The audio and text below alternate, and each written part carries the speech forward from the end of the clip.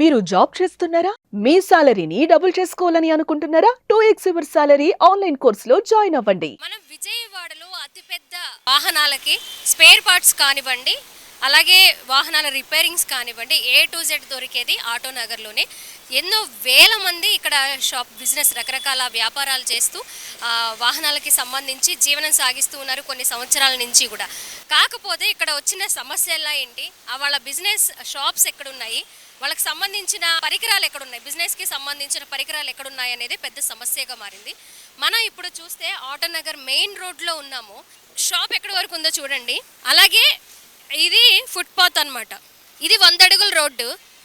100 అడుగుల రోడ్డుకి మధ్యలో డివైడర్, అటువైపు 50 అడుగులు, ఇటువైపు 50 అడుగులు. దానిలో ఒక 20-30 అడుగులు షాపు యజమానులే ఆక్యుపై చేసేసి వాళ్ళకి సంబంధించిన వాహనాలకు సంబంధించిన స్పేర్ పార్ట్స్ కావచ్చు, రకరకాల బిజినెస్లు వాళ్ళకి నిమిత్తం మనం చూసుకోవచ్చు అనమాట. ఇక్కడ టైర్లు చూడండి. ఆయన గాలి పైపు అంటే వాహనాలకి గాలి పెడతారు కదా, ఆ స్టాండ్ ఎక్కడ పెట్టాడో చూడండి. అంటే సగం రోడ్డు ఇక్కడ నుంచి ఒకవైపు 2 పెట్రోల్ బంకులు ఉన్నాయి, పెద్ద పెద్ద పెట్రోల్ బంకులు. ఒకటి ఇండియన్ ఆయిల్, ఇంకొకటి HP పెట్రోల్ బంకులు ఉన్నాయి. నిత్యం వేలాది వాహనాలు ఇటు వెళుతూ వస్తూ ఉంటాయి. మన సుమన్ టీవీకి 2-3 కాల్స్ వచ్చాయండి.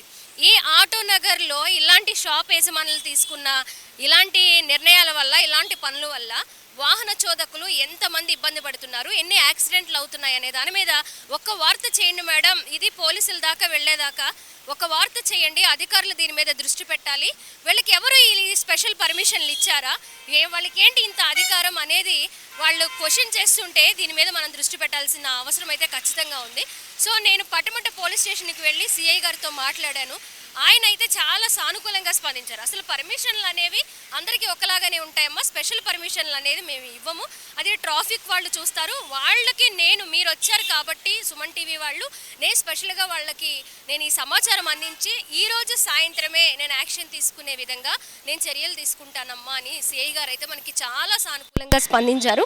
ఇకపోతే అసలు ఇక్కడ జరుగుతున్న సిచ్యువేషన్ ఏంటి అనేది అందరికీ తెలియాలని, అంటే ఒకళ్ళని చూసి ఇంకొకరు అనమాట. ఒకసారి ఈ షాప్లోకి వెళదాం, ఆ యజమాని సమాధానం ఎలా ఉందనేది కూడా మనము తెలుసుకుందాం. అసలు ఉన్నారా లేరా, బయట కూడా ఎవరు లేరు, ఎవరి వ్యాపారం వాళ్ళది కాబట్టి వేరే వ్యక్తులు ఉన్నారు. ఆ షాప్ యజమాని అసలు ఉన్నారా లేరా అనేది కూడా మనం చూద్దాము.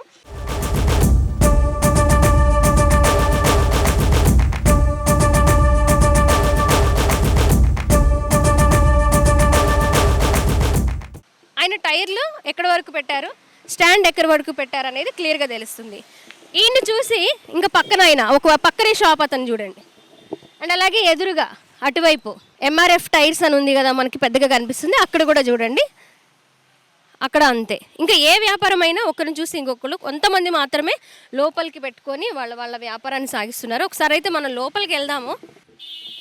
షాప్లో అయితే ఎవరు లేరు, ఇక్కడ రోడ్డు మీద పెట్టేసి మరి వాళ్ళు ఎక్కడికి వెళ్ళారో తెలియదు. పక్కన అంటే ఈ షాప్ చూసి ఇంకా పక్క వాళ్ళు, ఇలా రకరకాల వ్యాపారాలు రోడ్ల మీదే జరుగుతూ ఉన్నాయి. దీన్ని ఖచ్చితంగా అంటే మనం చూస్తూ ఉన్నాము ఎంత గవర్నమెంట్ రూల్స్ మారాయి అనేది. రీసెంట్గా మన ఈ March 1 నుంచి కూడా హెల్మెట్ వాహనం నడిపే వాళ్ళతో పాటు వెనక కూర్చున్న వాళ్ళు కూడా ఖచ్చితంగా హెల్మెట్ పెట్టుకోవాల్సిందే, మీ సేఫ్టీ మీ చేతుల్లోనే అని పోలీసులు ప్రతి కార్నర్ దగ్గర, ప్రతి రోడ్డు దగ్గర ఉదయం లేదు, మధ్యాహ్నం లేదు, రాత్రి లేదు, ఎక్కడికక్కడే హెల్మెట్ లేకపోతే ఆపివేసి ఆ చలానాతో పాటు బైక్కి సంబంధించిన ఇతరితర చలానాలు ఏమైనా ఉంటే వెంటనే అక్కడికక్కడే క్లియర్ చేయించి వాళ్ళకి పనిష్మెంట్ ఇచ్చి పంపిస్తున్నారు. మ్యాక్సిమం ఇక్కడ ఏపీలో దాదాపు 80% అందరూ కూడా హెల్మెట్ లేకుండా బయటికి రావట్లేదు, విత్ హెల్మెట్తోనే వస్తున్నారు. అలాంటి చేంజెస్ వచ్చినప్పుడు మరి ఆటోనగర్లో ఇంత పెద్ద వ్యాపార సముదాయం దగ్గర ఉన్నప్పుడు, వాహనాలకు ఇంత ఇబ్బంది అవుతున్నప్పుడు వీళ్ళ మీద ఎవరు చర్యలు తీసుకోవట్లేదా, ఎందుకు తీసుకోవట్లేదు అనేది అందరికీ ఒక క్వశ్చన్ మార్క్ అయిపోయింది. సో ఒక్కసారి మీరు రావాలి మేడం, మీరు చూడాలి, అలాగే ట్రాఫిక్ పోలీసుల దాకా వెళ్ళాలి అని వాళ్ళు మన దగ్గరికి తీసుకొచ్చారు. ట్రాఫిక్ పోలీసులు మనకి ఈ ఏరియా వాళ్ళు అందుబాటులో లేకపోవడంతో మనం డైరెక్ట్గా CI దగ్గరికి వెళ్ళాము. CI గారు మరి ఈరోజు ఈవినింగ్ వాళ్ళు ఏదైతే చెప్పారో, మనకి ప్రామిస్ చేశారో వెంటనే క్లియర్ చేయిస్తారు అని, అది కూడా వాళ్ళు ఎప్పటిలోగా ఈ చర్యలు తీసుకుంటారనేది కూడా మనం చూద్దాము. ఇక్కడ కొంతమంది షాప్ వాళ్ళు ఉన్నారు, వాళ్ళతో మాట్లాడే ప్రయత్నం చేద్దాం. అసలు వాళ్ళు రిప్లై ఏమిస్తారు, వాళ్ళు ఎలా ఎలా మాట్లాడతారు అనేది మనం చూద్దాము.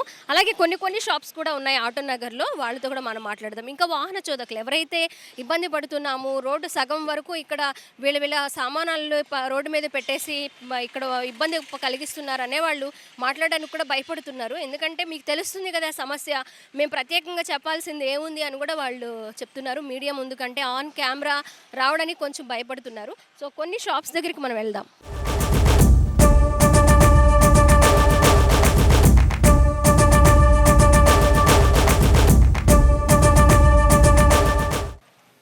మనం చూస్తే ఏదో లోపల ఖాళీ లేదని బయట పెట్టాము, ఈ ఒక్కసారే ఉన్నాయి, ఎప్పుడు గతంలో ఎప్పుడు లేవు అని చెప్తూ ఉన్నారు. ఒకసారి రోడ్డు ఎంత ఉంది, ఆ టైర్స్ ఎక్కడి వరకు ఉన్నాయో మనం చూడొచ్చు. ఇక్కడ యజమాని అయితే లోపల ఉన్నారు, వెంటనే క్లియర్ చేయిస్తాం అంటున్నారు. మరి మనమైతే కంప్లైంట్ పెట్టాము, ఆల్రెడీ సిఐ దగ్గరికి వెళ్ళాము. మరి వాళ్ళు కూడా వచ్చి యాక్షన్ తీసుకుంటామన్నారు. కాబట్టి మరి రోడ్ల మీద ఎంతవరకు పనులు చేస్తారు, వాహనదారులు ఎంత ఇబ్బంది పడుతున్నారు అనేది మనకి తెలుస్తుంది. ఏదో ఒక చిన్న సందులా ఉంటుంది అనమాట. ఇంత పెద్ద రోడ్లో ఒక చిన్న సందులా ఉండి ప్రతి వ్యాపారం రోడ్డు మీదే, ప్రతికి సంబంధించిన ఐటమ్స్ అంటే లారీ స్పేర్ పార్ట్స్ కావచ్చు, లారీలు అంటే కొంచెం రోడ్డు పక్కన పార్క్ చేస్తున్నారు, అవి అయిపోగానే తీసేస్తారు. కానీ ఇంకెప్పటికీ అలాగే పెట్టేసి ఇంక పూర్తిగా డే టైం లేదు, నైట్ టైం లేదు, ఎప్పుడు ఇంకా రోడ్ల మీదే పెట్టేసి అటు ఇటు వెళ్ళడానికి జనాలు ఇబ్బంది పడే విధంగా వీళ్ళు వ్యాపారాలు కొనసాగిస్తూ ఉంటే ఎవరు ఎందుకు చర్యలు తీసుకోవట్లేదు అనేది అర్థం కాని పరిస్థితి. వాహనదారులు కూడా అదే మొరపెట్టుకుంటూ ఉన్నారు. ప్రతిసారి ఇదే పరిస్థితి. ఇంకా లోపలికి వెళ్తే ఇంకా దారుణమైన పరిస్థితులు కనిపిస్తాయి. రోడ్డు అసలు మాకు కనిపించదు. ప్రతి వ్యాపారం కూడా రోడ్డు మీదే అని అంటూ ఉన్నారు. మరి చూద్దాం లోపలికి వెళ్ళి.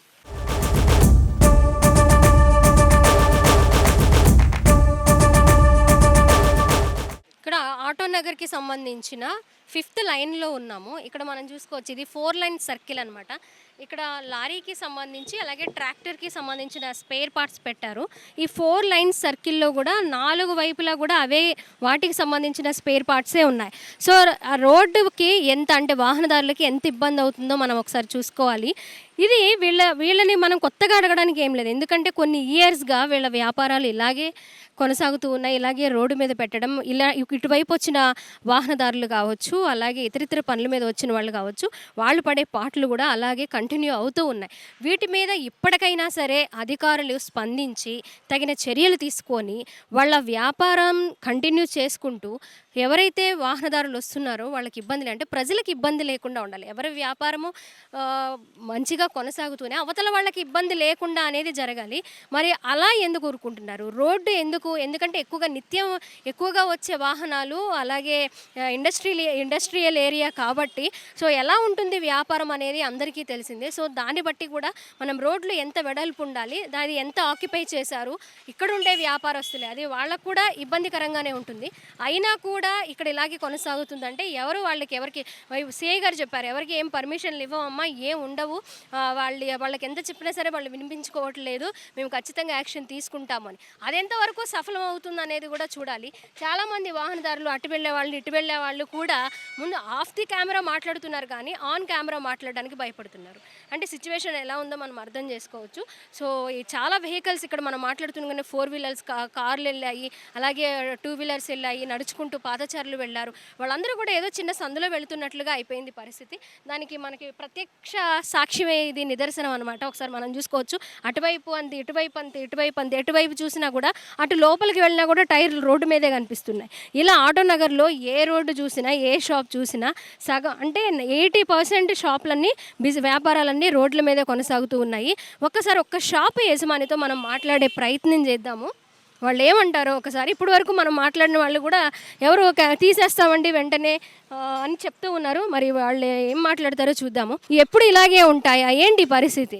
ఎప్పుడు ఇలా ఉండండి, స్టాక్ వచ్చినప్పుడు వస్తాయి, తర్వాత 2 or 3 డేస్లో తీసేస్తారు, సామాన్ క్లియర్ అయిపోయింది. చాలా షాపులన్నీ కూడా వాళ్ళకి సంబంధించిన వ్యాపారాలకు సంబంధించిన సామాగ్రి అంతా సగం రోడ్డు మీద ఉన్నాయి.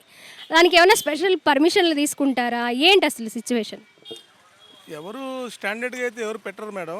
ఎప్పటికప్పుడు వస్తూ ఉంటాయి, వెళ్ళిపోతూ ఉంటాయి. స్టాక్ వచ్చినప్పుడు ఉంటాయి సామాన్లు, మళ్ళీ 1 వీక్ 10 డేస్లో ఖాళీ అయిపోతాయి. మేము రోజు చూస్తూ ఉన్నాం, ఇలాగే అనిపిస్తుంది. అందుకే ఇక్కడికి రావడం జరిగింది. పోలీస్ స్టేషన్కి వెళ్ళి మేము సిఐ గారితో మాట్లాడడం జరిగింది. మీరేమో స్టాక్ వచ్చినప్పుడే అంటున్నారు. చాలామంది వాహనదారులు మా కంప్లైంట్ రేస్ చేయబట్టే మేము వస్తాం, ఊరికే రాము కదా రీజన్ లేకుండా. సో మరి దానికి ఏంటి, దీనికి ఏమైనా సొల్యూషన్ ఉంటుందా అసలు? అదే మేడం చెప్తున్నాగా, ఎప్పటికప్పుడు స్టాక్ వచ్చినప్పుడు వచ్చిద్ది, తర్వాత తీసేస్తారండి. స్టాండర్డ్గా అయితే ఎవరు పెట్టరండి, ఎవరికి ఇబ్బంది. ఇక్కడ స్టాక్ వచ్చిందా? ఇది ఎన్ని రోజుల్లో క్లియర్ అవుతుంది సార్? 1 వీక్ 10 డేస్లో క్లియర్ అయిపోయింది. క్లియర్ అయిపోతుంది, మళ్ళీ వెంటనే స్టాక్ వస్తుంది. అంటే చెప్పలేము మేడం, స్టాక్ ఎప్పుడు వచ్చిందో చెప్పలేము. వచ్చినప్పుడు మట్టుకి ఉండిద్ది, తర్వాత తీసేస్తారు. సరే, ఏం లేదు. ఇప్పుడు మనం చూసుకుంటే ఇక్కడ కాదు, ఆటో నగర్ మొత్తం కూడా సగం సగం రోడ్డు ఆక్యుపై చేసేసి, అంటే కొన్ని సామాన్లు, ఆటో నగర్ అంటేనే పెద్ద పెద్ద స్పేర్ పార్ట్స్ ఉంటాయి, కొంతవరకు ఓకే. కానీ రోడ్డు మీదకి వచ్చి వ్యాపారాలు కొనసాగించడం అనేది కరెక్ట్ కాదు. చాలామంది వాహనదారులు ఇబ్బంది పడుతూ ఉన్నారు, యాక్సిడెంట్లు కూడా అవుతున్నాయి. అది క్లియర్ చేయడం కోసమే, కొంతలో కొంత తగ్గించడం కోసమే మా ప్రయత్నం కూడా. సో మీరు సాధ్యమైనంత వరకు అయిన పని అయిపోగానే వెంటనే లోపలికి పెట్టుకొని, లేదా ఇంకొక షెడ్ తీసుకొని అడ్జస్ట్ చేసుకుంటే మీ వ్యాపారం బాగుంటుంది, ప్రజలు కూడా బాగుంటారు అనేది మా మనవి. అవును మేడం, తప్పకుండా సహకరిస్తామండి దానికి. సో ఇక్కడ చూడండి, ఇదైతే అసలు పూర్తిగా అన్నమాట, ఒక వెహికల్ రావడానికి కూడా చాలా ఇబ్బందికరంగా అయిపోయింది రోడ్డు అంతా. సో ఇంకా లోపలికి వెళితే ఇంకా దారుణమైన పరిస్థితి కనిపిస్తుంది, పూర్తిగా రోడ్డు మీదే. దీనికి అడిగి అదిగోండి చూడండి, ప్రతి వాహనదారులు కూడా వెళ్ళడానికి కూడా దారి లేదండి, అలా రోడ్ల మీదే వ్యాపారాలు చేస్తూ ఉన్నారని వాళ్ళ బాధనైతే చెప్తూ ఉన్నారు. సో ఈ ప్రాబ్లం అనేది అతి త్వరలోనే క్లియర్ అవ్వాలని కూడా మనం కోరుకుందాం. మా సుమన్ టీవీ ప్రయత్నం కూడా అదే, ఎందుకంటే చాలామంది ఇబ్బంది పడుతూ ఉన్నారు, మనకి లైవ్లోనే కనిపిస్తుంది సాక్ష్యం. ఎన్ని సంవత్సరాలుగా ఉన్నా కూడా ఈ దారి వెళ్ళే వాళ్ళకి ఇబ్బంది ఉండకూడదు అనే ఆలోచన ఇక్కడ వ్యాపారస్తులకి కలగాలి. అలాగే వాళ్ళకి ఏదైతే కేటాయించిందో షాపు ఓనర్స్కి, అక్కడ వరకే వాళ్ళ వ్యాపారాలు సాధ్యమైనంత వరకు కొనసాగించుకుంటే ఇలాంటి పరిస్థితులు అనేవి ఉండవు, ఇలాంటి ఇబ్బందులు అనేవి కూడా తలెత్తవు. మరి చూద్దాం ఎలా స్పందిస్తారు, దాని రిజల్ట్ ఏ విధంగా ఉంటుందనేది మనకు కొన్ని రోజులు ఆగితే ఖచ్చితంగా తెలుస్తుంది. కెమెరా పర్సన్ కృష్ణతో స్వాతి, సుమన్ టీవీ, విజయవాడ నుంచి.